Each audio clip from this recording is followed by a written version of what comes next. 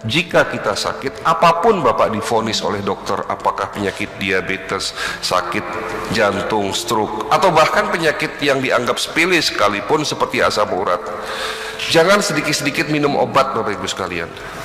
Bukan berarti saya melarang Bapak Ibu sekalian minum obat-obat kimia. Bukan berarti saya melarang Bapak Ibu minum metformin bagi yang kena diabetes, bagi yang kena hipertensi pasti di rumah punya amlodipin. Saya tidak melarang, tetapi rubah dulu gaya hidup kita yang salah.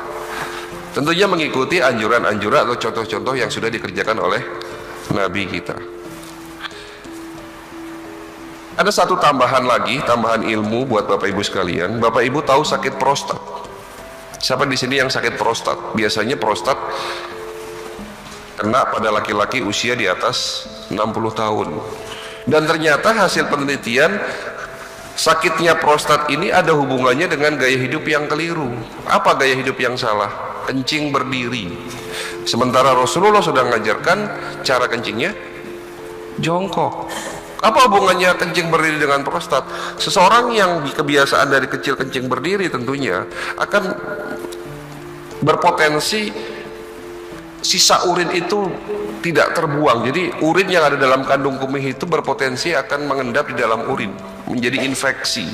Tetapi kalau kita kencingnya jongkok, kandung kemih akan dibantu tekanan dari perut dan otot-otot pinggul, sehingga semua urin yang ada di dalam kandung kemih ini akan keluar.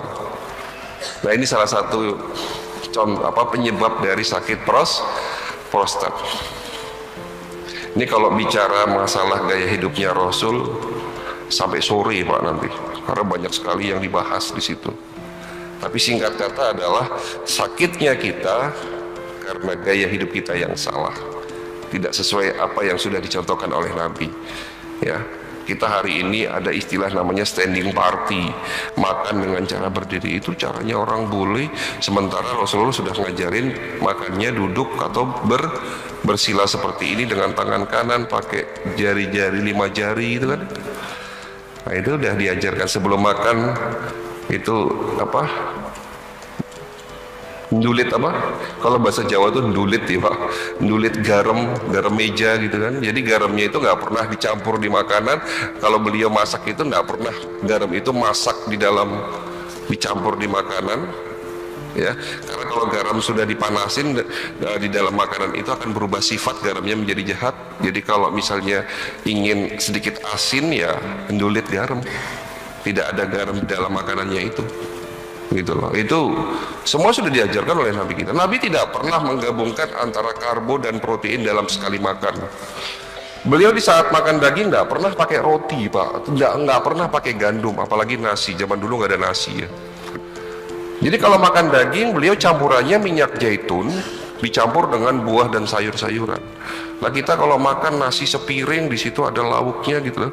Orang Indonesia Pak jarang sekali makan daging, tapi tingkat serangan jantung itu tinggi Pak. Sementara orang Arab itu kalau makan daging doyan, tapi ternyata sakit jantung, koroner dan stroke di negeri Arab itu rendah dibandingkan dengan Indonesia. Indonesia jauh lebih banyak.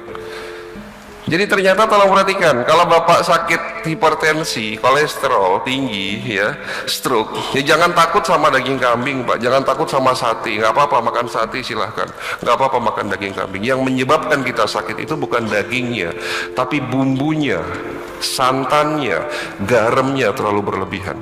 Nah itu.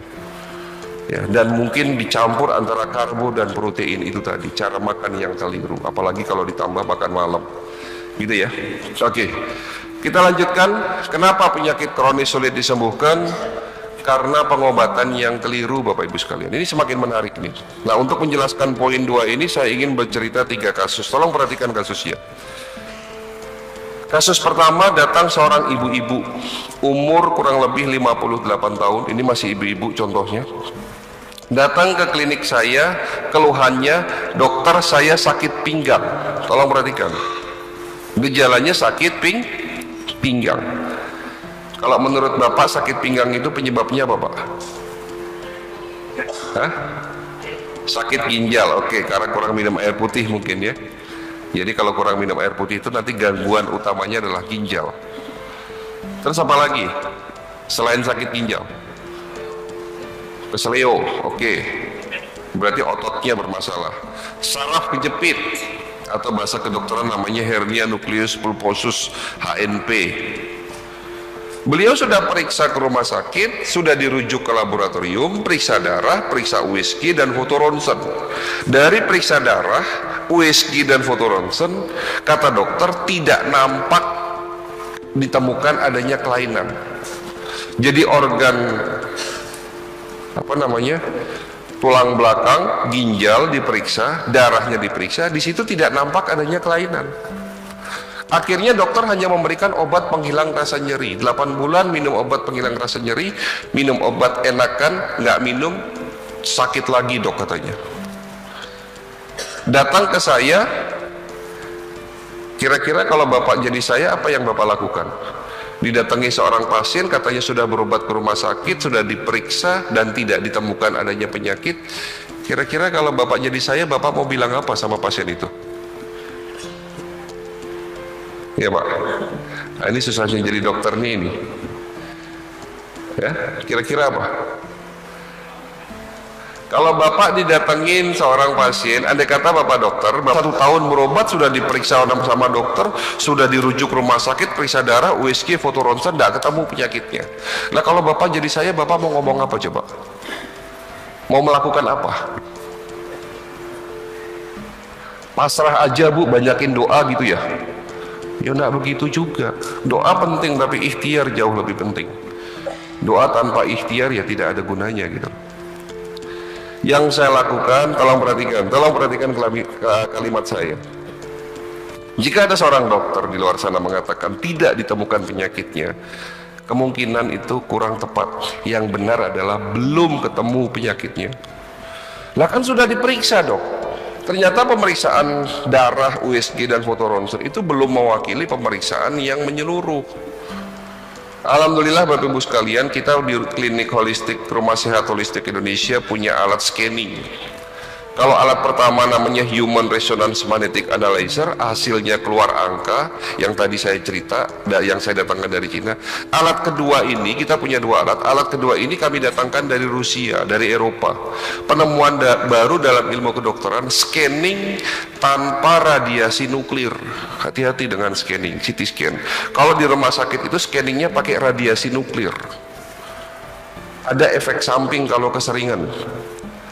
Ya, tapi yang baru ini alatnya tidak besar, hanya sebesar USG. Scanningnya hanya lewat gelombang telinga.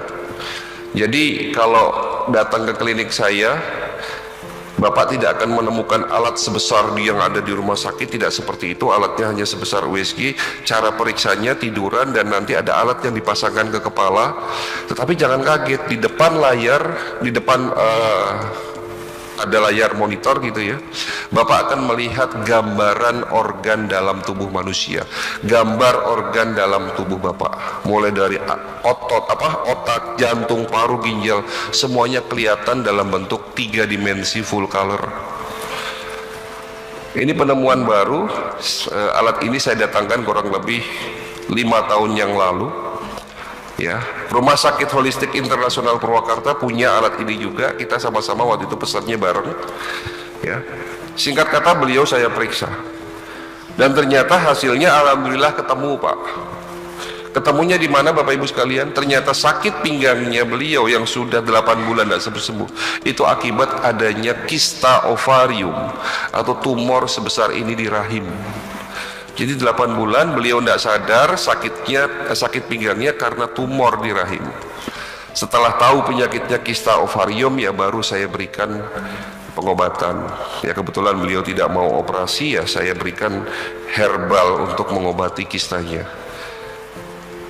Dan ada PR yang beliau harus kerjakan di rumah. PR-nya apa dok? Nanti sampai rumah cari daun sirsat dicampur kayu manis dan kunyit putih temu mangga. Daun sirsat, kayu manis, dan kunyit putih temu mangga. Loh kok gampang obatnya? Gampang, penyakitnya udah ketemu. Kalau penyakitnya belum ketemu ya susah. Ya, beliau minum obat yang saya berikan, baik yang sudah dalam bentuk kapsul dan juga PR-nya itu beliau kerjakan. 1 bulan pertama balik lagi ke klinik, dok pinggang saya sudah tidak sakit, teruskan obatnya sampai 3 bulan, nanti setelah 3 bulan kita cek ulang. Dan setelah 3 bulan beliau datang lagi ke klinik, ya, kita lakukan screening ulang dan hasilnya pun tidak ditemukan lagi adanya kista di dalam rahimnya. Saya nyatakan beliau sembuh dan bebas dari sakit kista ovarium. Sampai hari ini saya tidak mendengar lagi beliau sakit pinggang.